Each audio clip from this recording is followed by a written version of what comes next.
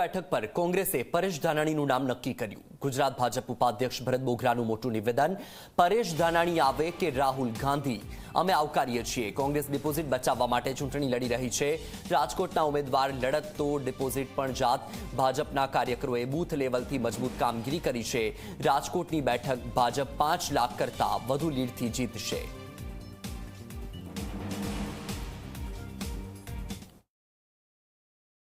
આ ચૂંટણીમાં કોઈ પણ લડવા આવે વિરોધ પક્ષથી અમે એને આવકારીએ છીએ। પરેશભાઈ ધાનાણી આવે, કદાચ રાહુલ ગાંધી આવે, સોનિયાજી આવે, કોઈ પણ નેતા આવે, અમારા માટે સન્માનની છે। પરંતુ ભારતીય જનતા પાર્ટીના કાર્યકર્તાઓએ બૂથ લેવલથી લઈને પેજ સમિતિથી લઈને પ્રદેશ લેવલ સુધીની જે રીતે સંગઠનની ટીમ કામ કરી રહી છે। રાજકોટ લોકસભાની વાત કરીએ તો આદરણીય પરસોત્તમભાઈ રૂપાલા સાહેબનો એક વખતનો પ્રવાસ સંપૂર્ણપણે પૂર્ણ થઈ ગયો છે। લોકોનો પ્રેમ, જનતાનો પ્રેમ આદરણીય નરેન્દ્રભાઈ મોદી સાહેબના નેતૃત્વ ઉપર જે રીતે છે, ચોક્કસપણે રાજકોટની સીટ 5 લાખથી વધારે લીડથી જીતવાના છીએ।